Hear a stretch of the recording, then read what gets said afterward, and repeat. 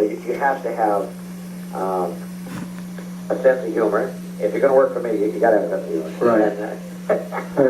And you know, it helps if the person is nice looking and not too overweight because you got another costume.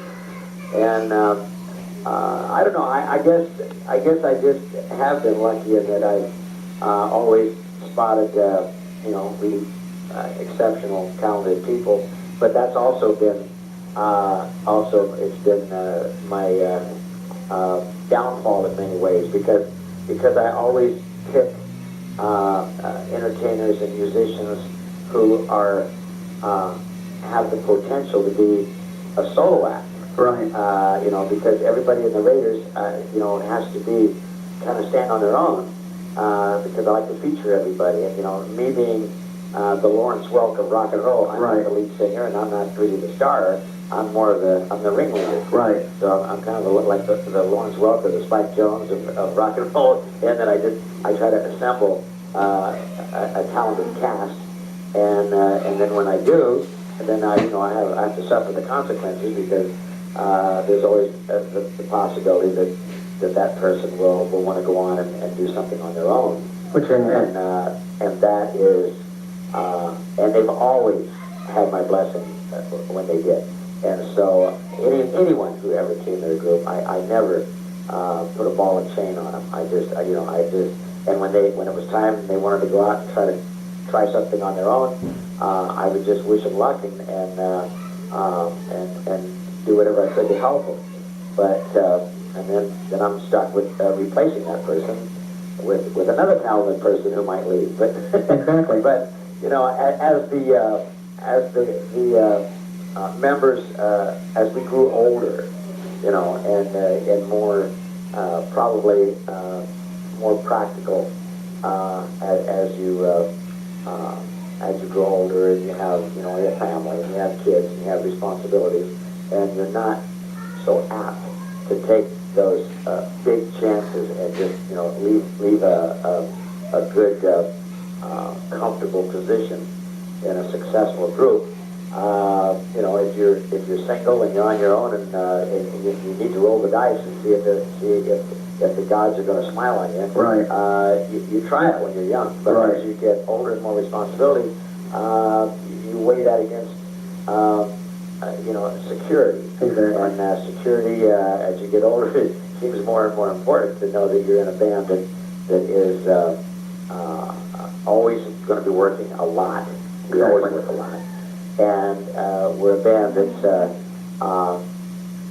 that always seems to be able to keep working because we are not really, I won't say we're not part of a trend because I guess we're basically a 60s group. Right.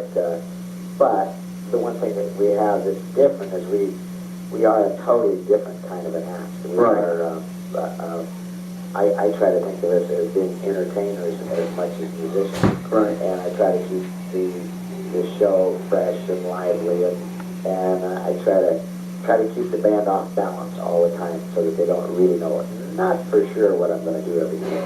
And that keeps their attention, and I can, then I know I can make them laugh. If I got them on their toes and they happen to watch, what's the madman going to do next? Right. It keeps the gig from getting boring. Right. Because we change constantly, and with the costumes and the choreography and the lunacy that goes along with it. It's I think it keeps the band. I think it satisfies all of their needs for doing a job that it's hard to really get paid for because it's so much fun. Oh, that's great. And as the years have gone by, these guys have stuck with me through thick and thin, and I love them to death. And they have been with me. Omar's been with me coming up on 30 years. Him and Smitty was in the band at the same time. There was a point where I thought if one drummer was good, two drummers got to be great. I had seen Little Richard in Miami one time, and he had 2 drummers. And I thought, that is so cool. And so I hired, so I wanted the band to be bigger. And so we were playing the Flamingo in Las Vegas, and I thought, we're going to knock their socks off. So I hired this entire, they were a power trio. There was Omar Martinez on drums, and Chris Diegas on guitar, and Bobby Woolley on keyboard. So I hired that trio to supplement Power Rhythm Invaders. Plus we had a horn section. So when we hit the stage, my God, we were huge. And it worked out to be kind of cool to have 2 drummers, because when they were, they had to choreograph, all of their stuff.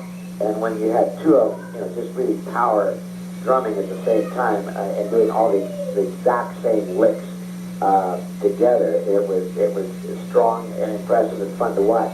But what it was really fun is that it also let Smitty be what he had an incredible knack for, which is he was a born clown and entertainer, and he was a great foil for me. And so between me and Smitty, we pulled off some really strange and bizarre things, and those things would have, sometimes we'd take him down from the drums, and we'd have some very strange episodes take place on stage.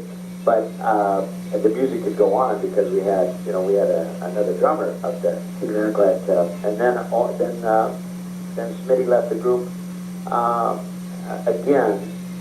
This was about 72 or something like that. And then of course Omar stayed on. So Omar's been with me coming up on 30 years, and the rest of the guys do it like. The guitar player Doug Heath, there was 28 years. Ron Foose, the bass player, like 25 of it. And then Danny Krause, the keyboard player with me now, has been with me, I think 22 years or something like that. And then Carl, he's going to be coming up on 20 years in short time. I think he's around 18 years now or something, but he'll be up to 20 years pretty soon here. So these guys have really been with me a long time. So that's what made it extra exciting when we went in and did this CD that has just come out, this Right to the Wall album, because these guys are very professional. They're such good musicians. We've worked together so long, and I think that this was the perfect combination of talent to take on this incredible variety of songs that is on the CD. Well, now this next question is hard to ask because you complimented the new guys, and what I was going to ask you, out of all the sets of Raiders you've had, which set was the best you ever played with? And the thing is, you know what? That's like asking somebody which child I know is the smartest or the most beautiful. Exactly. But you can't do that. You can't do that because these guys. All my children have been special. Every Raider Exactly. I've ever had a very unique and special quality. That's how they got their gig. And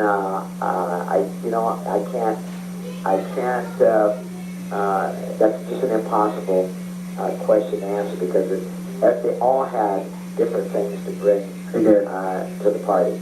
And as far as musicianship goes, it's all a matter of style. There's there's just different.